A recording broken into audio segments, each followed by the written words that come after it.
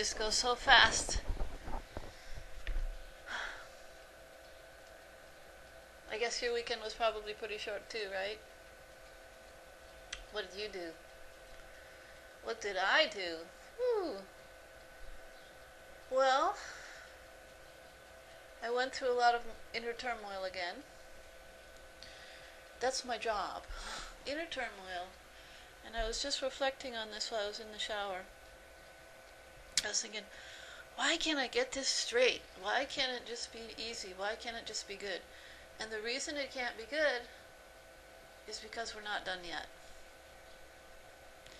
We're not done yet. I'll bring this a little closer. We're not done yet. In some videos a few days ago, I was explaining that there's nobody home. In other words,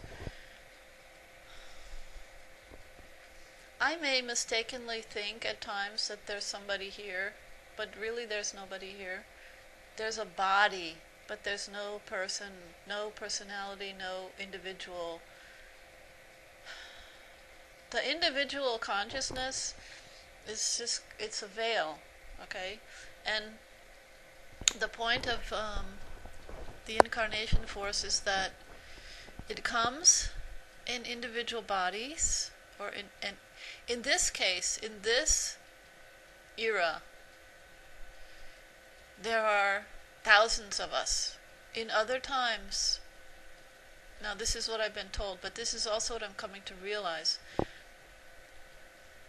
The incarnation came as a single human being, like with Buddha, Jesus, Krishna, Rama. But in this era, there are thousands who have come as to embody the force of the incarnation. And the problem is, if there is a problem, if you can call it a problem, it's not a problem because everything is ultimately designed to be the way it is and to work out for good in the end. But the particularity of this era is that the people, the beings, the individual embodiments of the incarnation force very often don't know that that's what they are. Or if they know it, they keep forgetting it, like me. Okay? I've always noted on a level, after a certain point in my life, especially after I met my collaborator, I knew that that's what was going on, but continually we fall under the veil. We go under. And the reason that we have to do that is because we have to come up. And when we come up, we are tugging on the collective and pulling up the consciousness of the collective. Okay? So if you feel confused sometimes, and if your life feels like a jumbled up mess, but you still feel that there's some purpose for you being here, you might just be part of that incarnation force and not know it. Okay? I'm not here to proselytize. I'm not here to ask anybody to join any religion because I'm not part of any religion. I would say, just to be practical and give some people an idea, or let some people rest easy, I've said to people that I'm a practicing Hindu because they need to feel that here's somebody that they can relate to, and one of the ways of relating to people is to know what they do and who they are and where they come from and why they're the way they are. And so I just say to people, okay, I'm a practicing Hindu, because I chant the 1,000 names of Vishnu every day, so that makes me a practicing Hindu. That's all I do. It's not much of a practice, but when it comes down to it, I'm not a religious person. So I'm not a person. It's just like I said a few days ago, a megaphone, Huh? Remember what was that name of that record company? The Victrola with the little dog, and he's sitting in front of that big, what do you call that? Megaphone, yeah? Anyway, I'm just like the little record, the little piece of wax, and then with the grooves in it, it's going around and around and around, and then there's some sound coming out of it. Okay? I'm like a machine in a way, but I'm not a machine.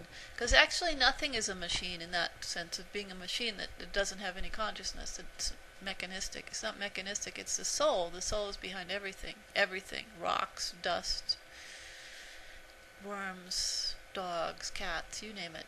The soul is everywhere. So, okay. Why did I set this up today? I was, oh, it's so beautiful right now. There's such beautiful weather. I woke up and it was raining, and I love that sound of the rain coming down, especially when it's raining kind of hard. Yesterday it was like there was that dark clouds in the sky all on the northwestern front, because the storm was coming in from the northwest, as it has been the past few weeks. And then there was this rumbling sound you could hear the thunder in the distance, and you could kind of tell there was lightning somewhere, but it wasn't close enough for me to see it. And there's just a kind of a feeling, like the feeling that you go into the depths. And this morning I had gone to bed, I don't know, around midnight, but I was still cuddly with my blanket. I didn't want to get up. And there was that feeling of the rain. And then suddenly I remembered something that I've been thinking about for the last few months, and that is that Earth is the water planet. It's the watery planet. And because look, all of the beings, are made up of water to a great extent. Water is flowing in our veins. We say blood flows in our veins, and then we say that the Earth's veins, the blood of the Earth is water. Actually, it's the other way around. Water flows in our veins. Water flows everywhere in us. We are water. We're made up of water. We're just like little bags of jelly. That's what this is. This is like a bag of jelly, but infused with divine consciousness. So, watery planet, and the color of water is blue. Like when you look at the Earth, you see that blue reflection, and it's so beautiful. Yeah, I have the fan on because it's kind of stuffy in here. Maybe I should turn that off. I'll turn it off when I do the next one, because it makes this funny noise. Okay, so watery planet, and what's going on with water? Water has to flow.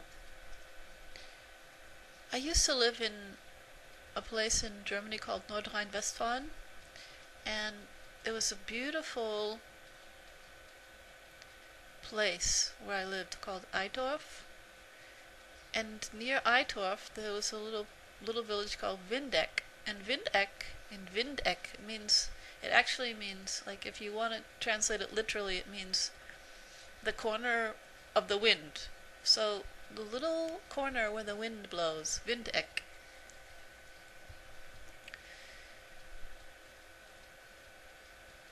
It was a little kind of a hilly landscape, and there was a wonderful, wonderful small river.